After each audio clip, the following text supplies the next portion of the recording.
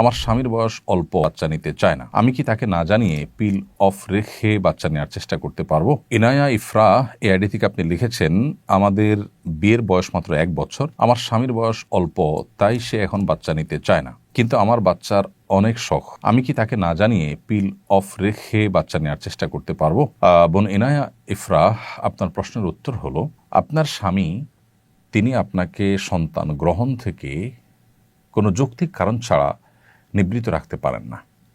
শরীয়ী বা শরিয়া গ্রাহ্য কোনো ওজরের ভিত্তিতে যদি তিনি আপনাকে নিষেধ করেন, তাহলে সেটা ভিন্ন বিষয়।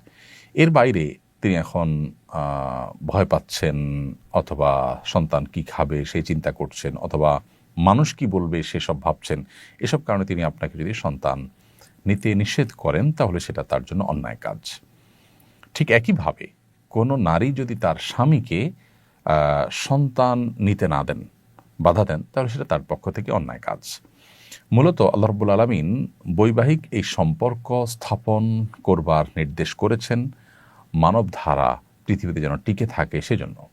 নবী সাল্লাল্লাহু আলাইহি সাল্লাম চান তার উম্মার সদস্য সংখ্যা বাড়ুক, এজন্য তিনি বিভিন্ন হাদিসে আমাদেরকে উৎসাহ দিয়েছেন যেন এমন পরিবারের মেয়েদেরকে বিয়ে করা হয় যে পরিবারের মেয়েদের মধ্যে সন্তান জন্মদানের প্রবণতা এটা বেশি।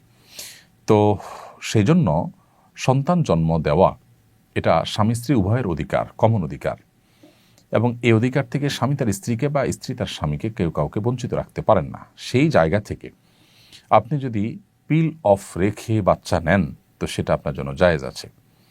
এবং এই কাজটা যদি আপনি এরকম নিজে চুপে চাপে না করে তার সাথে আলোচনা করে তাকে বুঝিয়ে কাউন্সিলিং করিয়ে করতে পারেন, সেটা সবচেয়ে উত্তম। এর জন্য প্রয়োজনে কোনো দক্ষ আলেমের কাছে আপনি তাকে নিয়ে যেতে পারেন, কোনো মুফতি বা কোনো স্কলারের কাছে আপনি তাকে নিয়ে কাউন্সিলিং করাতে পারেন। আল্লাহর ভয় তার ভিতরে যেন জাগ্রত হয়, সেই জন্য তাকে আপনি বোঝাতে পারেন, তার জন্য দোয়া করতে পারেন, নাসিহা করতে পারেন। ভালোবাসা, স্বামী স্ত্রী সুলভ যে ভালোবাসার আবদার আছে, সেই জায়গা থেকে তার কাছ থেকে আদায় করে নিতে পারেন, সেটা সবচেয়ে উত্তম।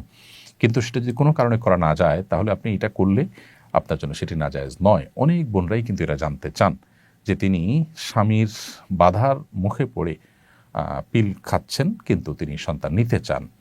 তো তার সেই অধিকার আদায়ের জন্য তিনি যদি পিল অফ করে দেন, সেটি তার জন্য হারাম হবে না, নাজায়েজ হবে না। কারণ স্বামী তার অধিকার থেকে তাকে বঞ্চিত করছেন, এবং এই রাইট কিন্তু স্বামীকে দেওয়া হয়নি। তবে হ্যাঁ, আবার বলছি, শরিয়া গ্রাহ্য কোনো যৌক্তিক ওজরের ভিত্তিতে যদি হয়, সেটা ভিন্ন কথা। লোকে কি বলবে, চক্ষু লজ্জা, কিংবা টাকা পয়সার অভাব, চাকরি বাকরি নাই, কি খাবে, বাচ্চার খরচ কী বা কোত্থেকে আসবে, এইসব চিন্তা থেকে যদি কেউ এরকম করেন, তো সেটা কোনো অবস্থাতেই গ্রহণযোগ্য নয়।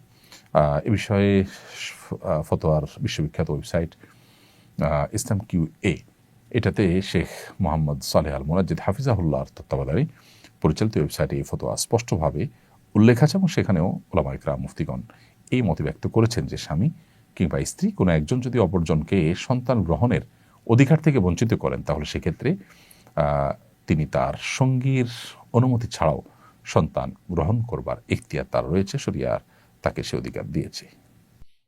সম্পত্তিতে নারীর সমান অধিকারের কথা কয়দিন পর পরই ওঠে, কিভাবে এর স্থায়ী সমাধান করা সম্ভব? প্রিয় দর্শক, আমি তো মনে করি এর সমাধান হয়ে আছে। যারা কয়দিন পর পরই এ কথা তোলে, তাদের ন্যূনতম যদি লাজ লজ্জা থাকতো, তাহলে তারা এটা তুলতো না। কারণ এটাকে দেশের মানুষ প্রত্যাখ্যান করেছে বহু আগে। মনিউদ্দিন ফখরুদ্দিন আমলে, বিগত সরকারের আমলে বিভিন্ন সময় এটার জন্য চেষ্টা করা হয়েছে, কিন্তু দেশের মানুষ সেটাকে রুখে দিয়েছে, প্রত্যাখ্যান করেছে। একটা দেশ যদি জনগণের আশা এবং আকাঙ্ক্ষার প্রতিফলন হয় সে দেশের আইনে, সে দেশের সংবিধানে, সে দেশের সবকিছুতে, তাহলে সেটাই যদি হয় তথাকথিত গণতন্ত্র, তাহলে তার দাবি আলোকেই তো এখানে বলা যায় যে নারীকে সম্পদে, বাবার সম্পদে ছেলের সমান ভাগ দিতে কোরআন বলে না। কারণ খরচের দায়ভার নারীর উপরে নেই, টোটাল খরচের দায়ভার ছেলের উপরে।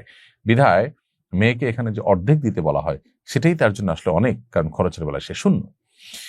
তো যারা এখানে সমান সমান দেওয়ার কথা বলেন, এবং তারা মনে করেন যে নারীকে বোধহয় সমান সমান দিলে তিনি স্বাবলম্বী হবেন, পুরুষের টর্চারের থেকে তিনি রক্ষা পাবেন, অনেক পুরুষ খারাপ, তারা সামান্য একটু ভরণ পোষণ দিয়ে স্ত্রীর উপরে জুলুম করে, সেটা আর সইতে হবে না যদি বাবার সম্পদে ডাবল সম্পদ পান। প্রশ্ন হলো যে বাবার সম্পদে 1 আনা পাচ্ছেন, সেখানে 2 আনা পালে ডাবল পাইলে আর এই জুলুম তার হবে না, তিনি সুখের সংসার করতে পারবেন, এই গ্যারান্টি আপনাকে কে দিয়েছে? আমরা তো দেখি যে সমস্ত মেয়েরা সচ্ছল, যে সমস্ত মেয়েরা নিজেরা উপার্জন করছেন, চাকরি বাকরি করছেন, তাদের দাম্পত্য জীবনে অশান্তি আরো বেশি। তারা তো বরং পারিবারিক জীবনে সুখ শান্তিতে কম আছে। প্রত্যেকটা জরিপ এবং প্রত্যেকটা সার্ভে এই তথ্যই দিচ্ছে আমাদেরকে। তাহলে বোঝা গেল যে নারীকে সম্পদ এর ক্ষেত্রে বা ভাইয়ের সমান বোনকে যদি দেওয়া হয়, তাহলেই শুধুমাত্র এই সমস্যা দূর হয়ে যাবে, তার জুলুম কমে যাবে, তা কিন্তু নয়। বরং যেটুকু শরীয়ত তাকে দিয়েছে সেটুকু যদি তাকে আদায় করার ব্যবস্থা থাকে, যেমন বাবার সম্পদে তিনি পান, মায়ের সম্পদে তিনি পান, ভাইয়ের সম্পদে তিনি পান, বোনের সম্পদ তিনি পান, স্বামীর সম্পদ তিনি পান, এবং সন্তানদের সম্পদ তিনি পান, মোহর হিসাবে তিনি পান, তার সব পাওনাগুলো যদি আদায়ের ব্যবস্থা থাকে, তাহলে সেটা দিয়ে কিন্তু তিনি স্বাবলম্বী হতে পারেন, নিজের পায়ে নিজে দাঁড়াতে পারেন। নারীকে সম অধিকার দেওয়ার কথা বলে মূলত সমাজকে পরিবারের যে বন্ধন আছে, আমাদের পারিবারিক যে সুখ আছে, এটা দূর করার অপপ্রয়াস চালাচ্ছে এক শ্রেণী মানুষ। কারণ তখন পশ্চিমাদের মতো পরিবার ব্যবস্থাপনা থাকবে না এবং এর কুফল আমাদেরকে ভোগ করতে হবে। আল্লাহ তাআলা আমাদেরকে বোঝার তৌফিক দান করুন। রোজিনা আক্তার, আপনি লিখেছেন, আমার বিয়ে হয়েছে 9 বছর আগে পারিবারিকভাবে, কিন্তু আমাদের কাবিন হয়েছে মুখে মুখে, কাগজ কলমে নয়। এতে কোনো সমস্যা হবে কিনা? শরীয়তের দৃষ্টিকোণ থেকে তো কোনো অসুবিধা নেই। আপনার 9 বছর আগে পারিবারিকভাবে যে বিবাহ হয়েছে, এর মাধ্যমে আপনারা স্বামী স্ত্রী হিসাবে গণ্য হয়ে গেছেন এবং পরস্পর যে হক বা কর্তব্য আছে সেগুলো আপনাদেরকে ঠিক আদায় করতে হবে এবং মুখোমুখি যে কাবিন হয়েছে তার মাধ্যমেই আপনাদের বিয়ে সম্পন্ন হয়ে গেছে।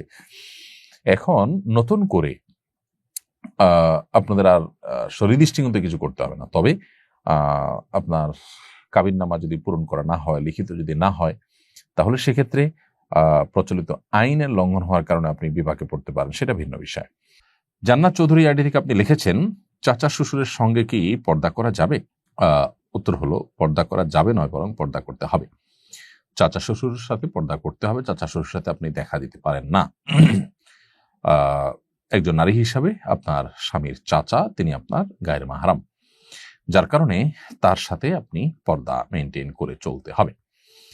নোমান ইবনে সাবের আপনি আইডি থেকে লিখেছেন, আমার বোন সিজারের সময় ডাক্তারের ভুলের কারণে মারা যায়, সে কি শহীদি মর্যাদা পাবে? ডাক্তারের ভুলের কারণে যদি মারা যায় এবং চিকিৎসা করতে গিয়ে মারা যায়, শাহাদাতের মর্যাদা তাকে দিতেও পারেন। সাধারণত পেটের পীড়া কেউ মারা গেলে, আকস্মিক দুর্ঘটনা মারা গেলে তাকে শহীদের মর্যাদা দেওয়ার কথা হাদিসে বলা হয়েছে। তো এভাবে ডাক্তারের ভুলের কারণে মারা গেলে বা ট্রিটমেন্ট করতে গিয়ে মারা গেলে তাকে শাহাদাতের মর্যাদার কথা সরাসরি বলা না হলেও অন্যান্য যে 5টি শ্রেণীর মানুষকে যারা এরকম আকস্মিক বিপদের মধ্যে পড়ে যারা মৃত্যুর মুখে পতিত হয়েছেন, তাদেরকে শাহাদাতের মর্যাদা দেওয়ার কথা যে বলা হয়েছে, তার উপর ভিত্তি করে এখানেও শাহাদাতের মর্যাদা তিনি পেতে পারেন, সেই ধারণা আমরা করতেই পারি। এনটি উদ্দিন লিখেছেন, আমার পিতা জীবিত অবস্থায় আমার মায়ের নামে জমি কিনে বাড়ি করে দিয়েছেন। বর্তমানে মাতা উক্ত সম্পদটি সন্তানদের মাঝে বন্টন করে দিতে চান। শরীয়তে আল্লাহকে কিভাবে বন্টন করতে হবে? যদি সন্তানদের মুখে জীবদ্দশা দিতে চান, সেটা উপহার হিসাবে বিবেচিত হবে, উপহার হলে সমান হারে দিয়ে দিবেন। আর ওয়ারিস হিসাবে তারা প্রত্যেকটা সম্পদের ভাগিদার হিসাবে যদি তাদেরকে দিতে চান, তাহলে সেটা মৃত্যুর পরেই বন্টন হবে। জীবদ্দশায় তিনি শুধুমাত্র কোরআনের বর্ণনার আলোকে হারটা ঠিক করে ওসিয়ত করে দিয়ে যেতে পারেন, যেন এটা সঠিকভাবে বন্টন হয়। জীবদ্দশাতে বন্টন করা, পরিত্যক্ত সম্পদের বন্টন করা শরিয়াতে বিধিবদ্ধ নয়। তবে হ্যাঁ, উপহার রোপণ হিসাবে দিলে সেটা ভিন্ন বিষয়। মোহাইমিনুল আপনি এআইডি থেকে লিখেছেন, একসময় হিন্দু মেয়ের সাথে অবৈধ সম্পর্কে ছিলাম, তারপর বুঝতে পেরেছি আমি গুনাহের মধ্যে আছি, তাই মেয়েটির সাথে আর যোগাযোগ রাখিনি। হয়তো সে কষ্ট পেয়েছে, এখন কি আমাকে সে মেয়ের কাছে ক্ষমা চেয়ে নিতে হবে? আল্লাহ তাআলার কাছে তওবা করবেন এবং সম্ভব হলে আপনি যে আসলে শরঈ কারণে ফিরে এসেছেন এবং নিজের ভুল বুঝতে পেরেছেন, তাকে সে মেসেজ বার্তা দিবেন। তার কোনো হক নষ্ট করে থাকলে তার সাথে প্রতিশ্রুতি দিয়েছেন, অথবা তার সাথে তাকে আপনি তার কোনো অধিকার নষ্ট করেছেন কোনোভাবে, আমি জানি না, সেরকম যদি হয় তাহলে সেক্ষেত্রে আপনি অবশ্যই তার কাছ থেকে মাপ চাইবেন, কিন্তু সে সাথে মূল মাপটা আল্লাহর কাছে এখানে চাইতে হবে আপনাকে। আমি নিজের জীবনের কোনো লক্ষ্য ঠিক করতে পারছি না, কোনো কিছুতে ফোকাসড থাকতে পারছি না, সবসময় ডিস্ট্র্যাক্ট হয়ে থাকি, আমার জীবনের উদ্দেশ্য খুঁজে পাই না, করণীয় কি? দেখুন, এই যে অস্থিরতা, এই যে ব্যাকুলতা, এটা মূলত আল্লাহর স্মরণ না থাকার কারণে। আপনি ৫ ওয়াক্ত নামাজ, নিয়মিত কোরআনে কারিমের তিলাওয়াত, সকাল সন্ধ্যার দোয়া জিকির এবং অন্যান্য সমস্ত আমলগুলোকে কায়ে মনোবাক্যে আপনি করতে থাকুন, পরিপূর্ণ মনোযোগের সাথে করতে থাকুন, মহব্বতের সাথে করতে থাকুন, নেককারদের সান্নিধ্য পরিবেশের মধ্যে আপনি নিজেকে রাখুন, ইনশাআল্লাহ আপনার অবস্থার মধ্যে পরিবর্তন হবে। সেই সাথে আল্লাহ সুবহানাহু ওয়া তাআলার কাছে আপনি বিশেষ কিছু দোয়া নিবেদন করতে পারেন। হিসনুল মুসলিম, রাহে বেলায়েত, আরও দোয়ার যে বইগুলো আছে সেগুলোতে আপনি আপনার এ জাতীয় পরিস্থিতির জন্য মানসিক প্রশান্তি, স্থিরতা, এগুলোর জন্য আপনি অনেক দোয়া পাবেন। সেই দোয়াগুলো আপনি নিয়মিত পড়তে পারেন, আল্লাহর কাছে সেগুলো নিবেদন করতে পারেন অর্থ বুঝে। আসুন্নাহ ফাউন্ডেশন, উম্মার স্বার্থে সুন্নাহর সাথে।